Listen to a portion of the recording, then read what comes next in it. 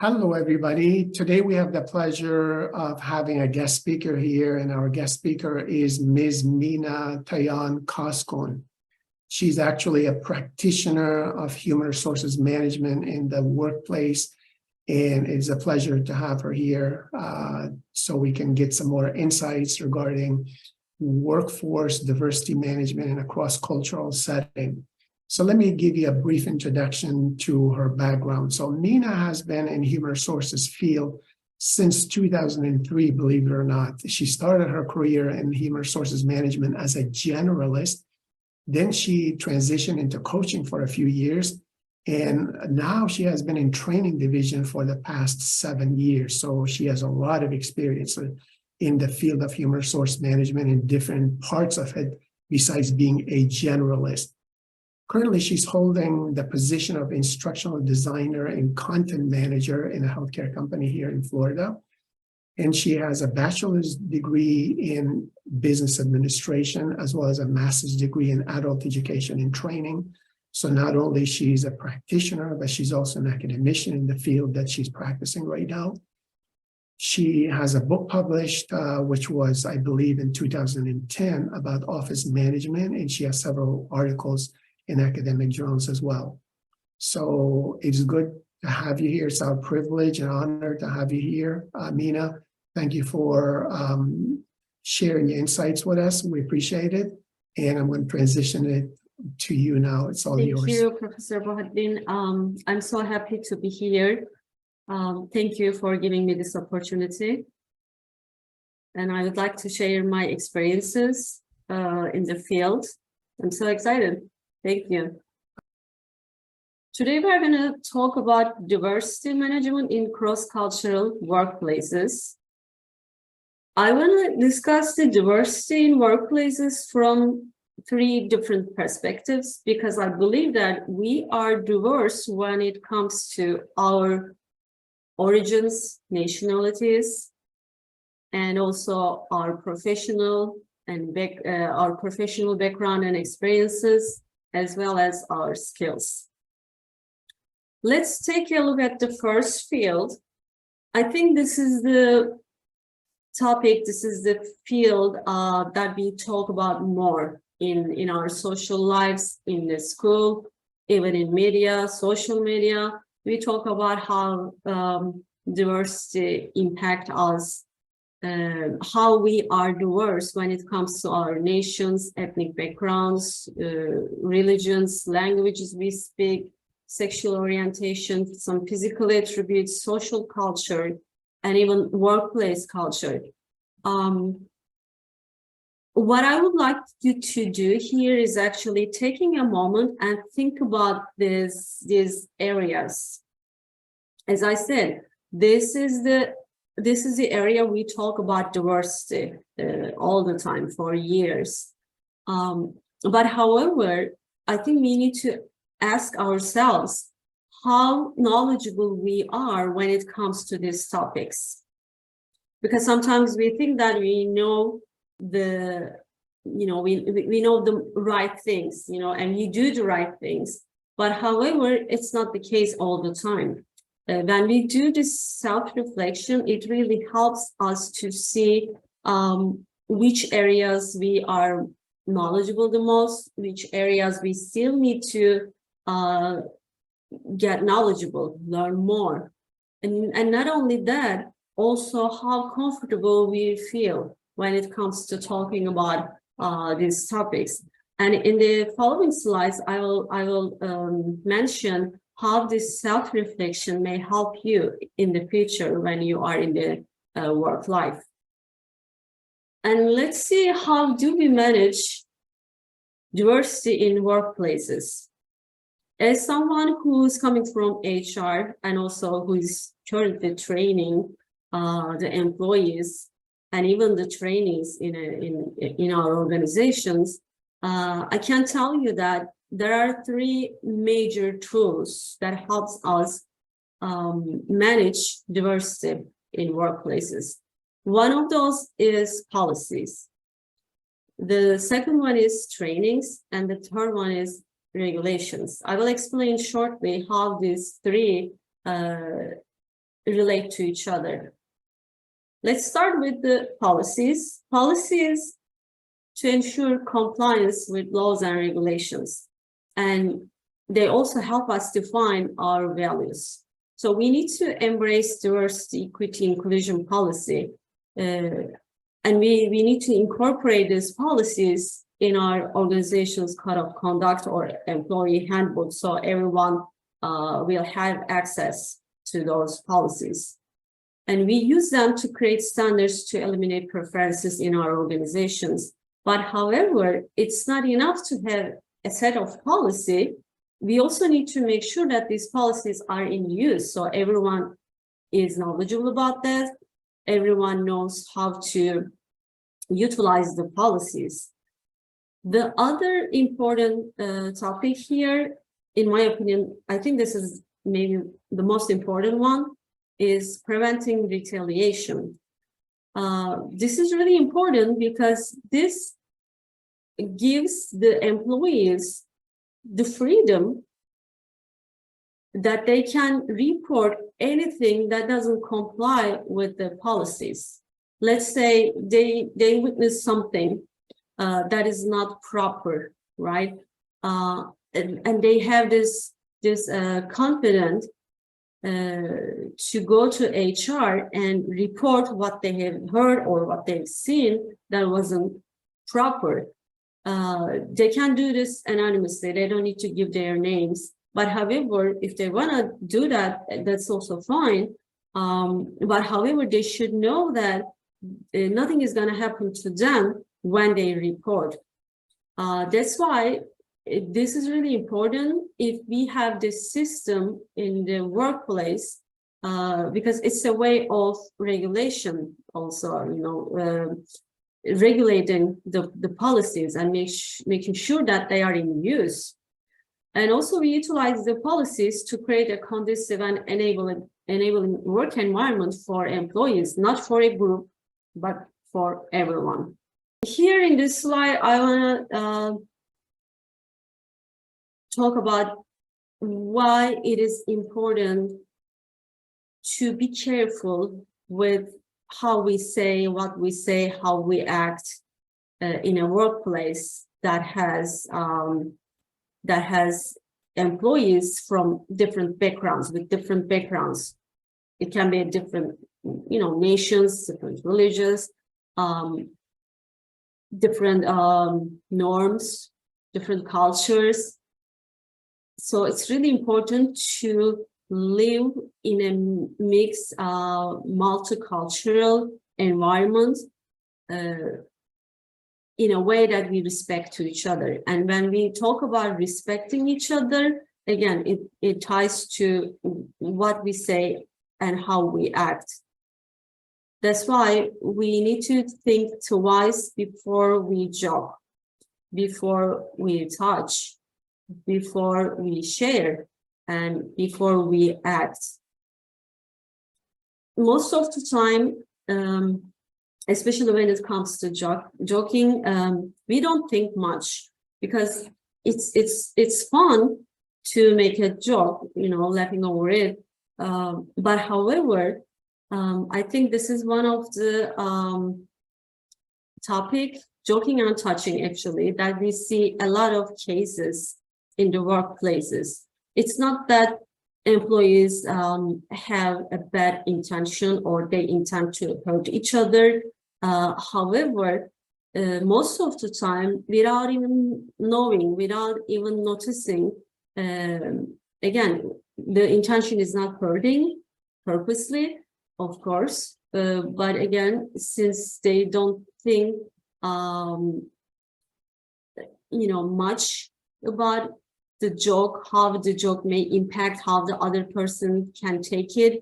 That's why I think sometimes we may feel too relaxed when it comes to joking, right? My suggestion would be making it a habit that before we joke, before we say anything, that we think that it may be fun, right? But maybe again, the other person may not take it as a fun thing or as a nice thing. So we need to take a time and think about it.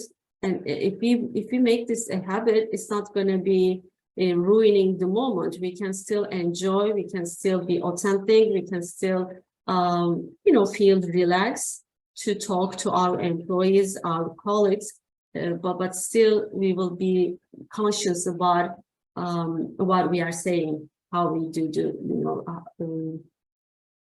joking. The same thing when it comes to sharing, what we share, what we tell, if it's something about our personal life or it's something about our opinions. So it's still the same.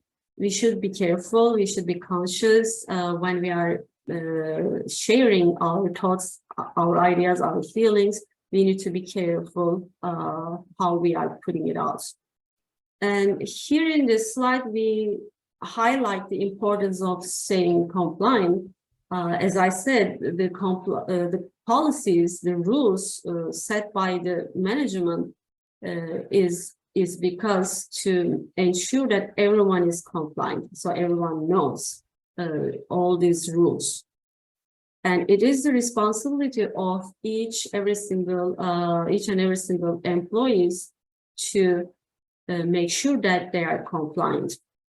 And we can also talk about the trainings, because trainings and policies are relating to each other, since the policy training, which sometimes we call compliance trainings, are really important for all organizations, not only for small business or large corporates or non-profit organizations. Regardless the size of the organizations, compliance trainings are really important.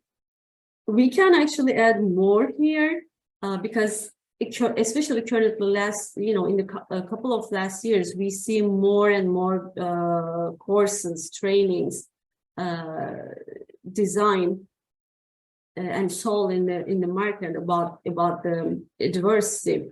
We call them off-the-shelf products. Sometimes companies create their own content when it comes to compliance trainings because they may want to make it customized to their organizations and to their own work environment. But even if they don't have this opportunity, they can still go and purchase these courses. As I said, we can add more, but I want to name a few here.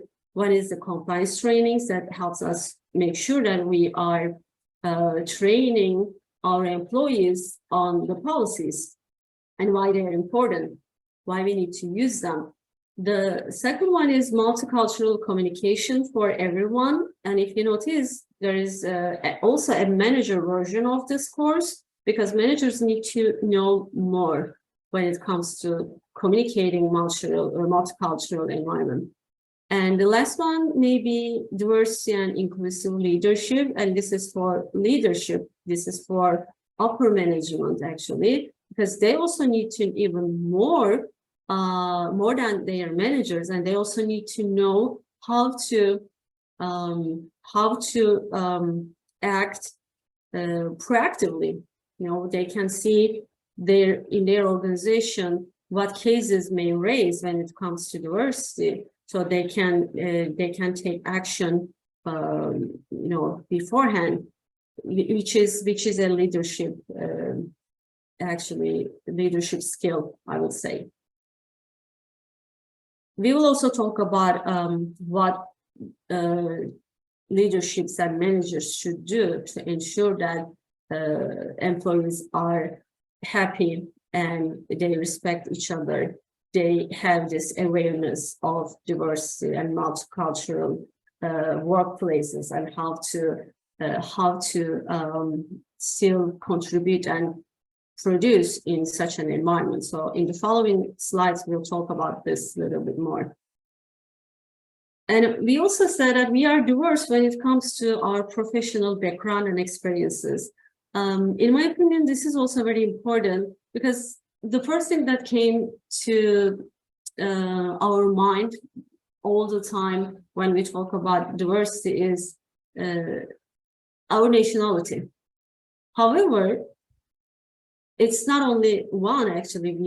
We are different from each other, or we have a different background that we can bring to table, which is our professional background and experiences. When we talk about our background and our experiences, we actually refer to our level of education, the field that we study or we worked in.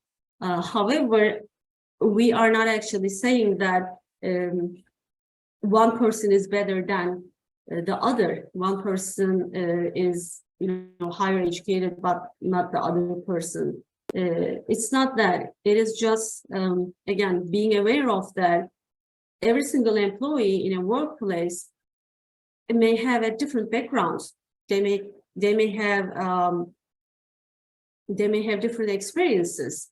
Maybe even they studied the same field, but still they will have different experiences. They may have the same years of experiences, but still how they contribute will be different because they have a different background. They have different experiences so far they have in their career. So that's why we are diverse in this area as well. And some of these employees, for example, may have worked in different countries, but some not. Some of them may speak more than one language, but some not. The size of organization they work for also is a way that the way they contribute may be different, because that is something that they make them, a unique person. So with everything here, actually, as our personal attributes, our professional attributes also makes us unique.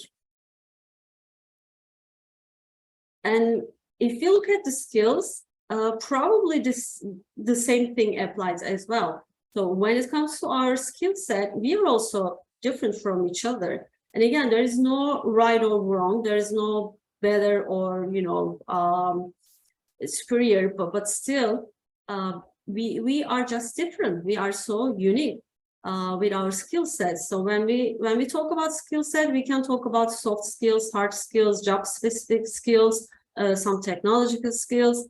But again, we should always remember that each employee is unique when it comes to their skill set and how they utilize those skills. So that's why, especially as managers, pay attention how their team members are diverse, how they can contribute to teamwork. Actually makes it even better. The total product a team produces also depends on and gets better and better with all these different backgrounds. So as good managers, actually the ones who are aware of these differences and know how to manage those differences. So again, this is something also we will be talking about more here in this slide. We talk about managers' role. We can add more here as well, but the most important responsibilities we can name here is ensuring each and every team member is compliant. They know how to comply with the policies, company policies. Managers also are responsible for creating an enabling work environment, and they should be knowledgeable on DEI-related issues, and they should be feeling comfortable with handling those issues. So if you remember the first slide I shared, I asked you to take a moment and self-reflect on your own level of knowledge and level of comfortness, because in the future, when you are in the work field, when you are working and hopefully as a manager, so you will be dealing with those issues. So that's why it's really important to be knowledgeable and plus feeling comfortable talking about these issues. Another Another thing that we can say about being a manager in a multicultural workplace is setting a good examples. Of course, regardless of the level of management, you can be a supervisor or a manager or a director or VP, regardless of their level of management, but still a manager is a manager. Even if you have two employees in your team, you are still managing those two. Or you may have 10 or 50. Regardless of the size of your team, you are a manager and you need to set a good example. And of course, managers need to be aware of their responsibilities and their impact. And last thing we talk about is, again, maybe leaders, higher management. They need to do a little bit of more than the managers too, because as I said earlier, they need to be proactive because they are the ones who set the rules in the company. And they need to make sure that everyone, all managers at all levels are up to date. I want to talk about the trainings and trainers a little bit when it comes to managing multicultural environments, work environments, because same thing as we have employees with different backgrounds in the classrooms, corporate trainings, we do also have mixed backgrounds. Again, the mixed backgrounds, they are mixed with their experiences. Same thing again, different nations, they may be coming, I mean, our participants in a classroom may be coming from different countries. They may be coming from different social cultures and professional cultures too. And of course, they have a different set of skills as well. So as trainers and content developers, we should also be aware of those differences as well. First thing that I would suggest a trainer or a content developer is knowing the background of the trainees and creating a safe learning environment and being conscious of the examples shared, being inclusive, approaching all trainees equally, creating training materials for all learning preferences and backgrounds, and evaluate the trainees fairly. Those are the main ones, we can talk about. We can add more to this list as well, but basically trainers are also responsible creating a nice and safe environment, learning environment, because learning takes a place when participants feel confident and they feel safe. That is the first requirement actually for a training event. Up to this slide, we talk about diversity in workplaces, but the examples we shared or my talking points were relating a company that has a multicultural workforce. So this company may be a local company. However, now I want to talk about a company that may be a local company, but the company may be an international company who does business with in other countries, with other nations. So then we can talk about differences between a national company and international company. So let's take a look at that. There is this correlation between the population of the country and the workplace, population of the workplace too. For example, in the United States, we do have a population coming from different countries, different nations, right? That's why it's highly possible for us to see a multicultural workplace in very many organizations, again, regardless of their size, even a small company, small organization, we can see employees coming from different nations. Also, if you imagine a small country which has a homogeneous population, however, still, if that company is an international company who does business with other nations, with other countries, then all these topics we have covered so far, diversity and diversity management, multiculturalism, will also be important for them as well. So what I'm trying to say here is this: it doesn't matter if the country, if the workplace, if the organization is local or not. Regardless of this, it's still important for the organizations to have some policies and also to train their employees on diversity, especially if they are international or global company. There's a slight difference between international and global organizations. However, in this content, I will sort of use them interchangeably because we are going to compare these companies to national companies. So national companies operate in one country. However, an international company operates in more than one country. That's one of the major differences. A national one, no overseas, they have no overseas branches, stores, offices. As we said, they are local. However, an international company may or may not, most of the time they have a branch or an office in the countries they operate. A national company, again, may or may not have multicultural workforce. Again, it depends on the population of the country. But an international company, maybe not in a single location, however, they have a multinational workforce overall.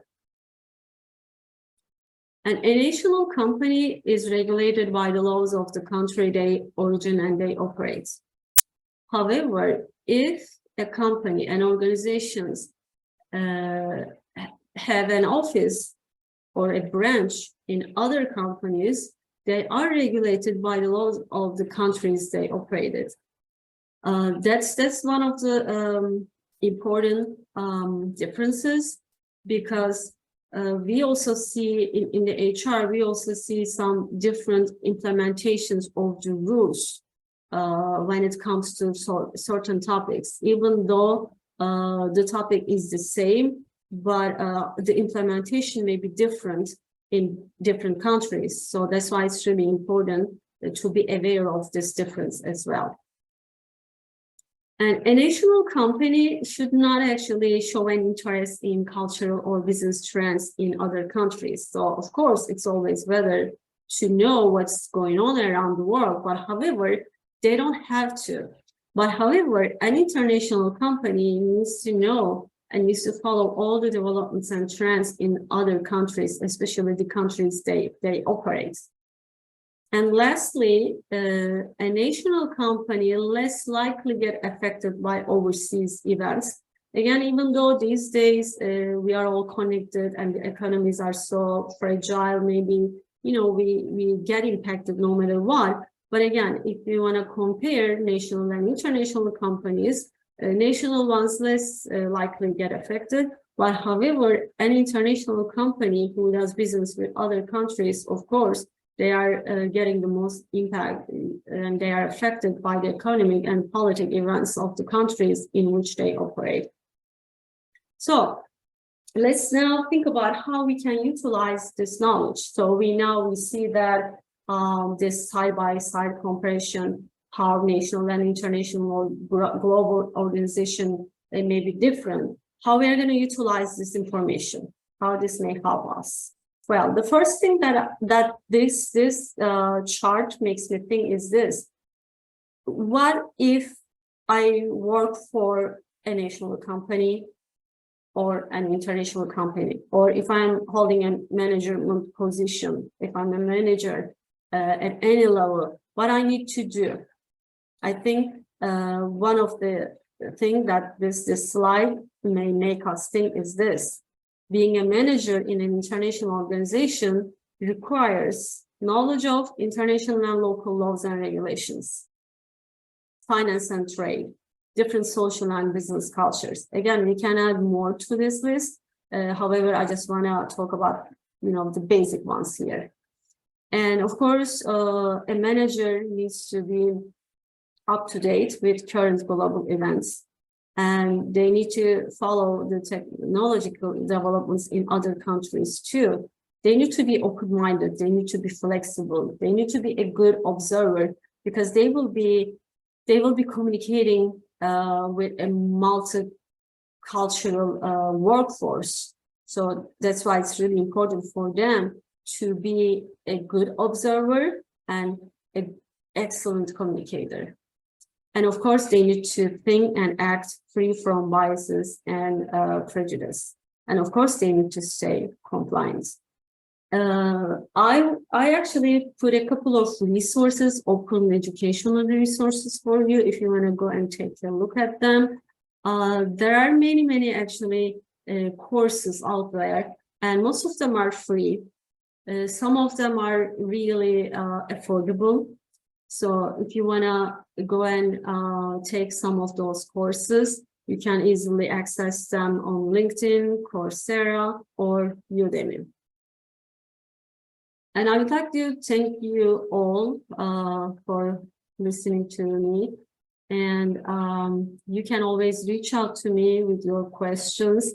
I think we will be sharing my LinkedIn account. So my name, actually, you can also reach out to me as well on LinkedIn. I will be happy answering your questions. Thank you again. Thank you very much, Ms. Mina. We appreciate your insights, your wisdom, and you sharing your personal experience as well as academic material on workforce diversity management in a cross-cultural environment. I think all of us in today's environment, whether we're working nationally, internationally, or anywhere across the globe, are going to be dealing with diverse teams. So the material you presented from your point of view and based on your experiences are very helpful for all of us in effectively managing cultural diversity. So thank you so much. We wish you a great year ahead, and hopefully we'll have you in future lectures as well. Thanks again. Now to transition, I would like for us to solve a puzzle that is related to cultural diversity. So this puzzle involved this car that you see in the driver and the siblings. So let's look at what the puzzle is. So your friend's car breaks down on the road. His older brother comes to help tow the car to the mechanic shop. When they get to the mechanic shop, the mechanic says, "Don't worry, my two brothers. The car will be fixed in just about 1 hour." Your friend, based on what you know, only has one brother. So how can this be? In other words, what is the relationship between the mechanic and your friend? So have you figured it out yet? Are you confident about your answer? That you got the right answer? And hopefully you have found the right answer. And hopefully you're confident about your answer. Of course, here's the mechanic. And the mechanic is their sister. Hopefully you enjoyed that puzzle as we end this cross-cultural management lecture, and I wish you great success managing locally, nationally, and internationally. Good luck.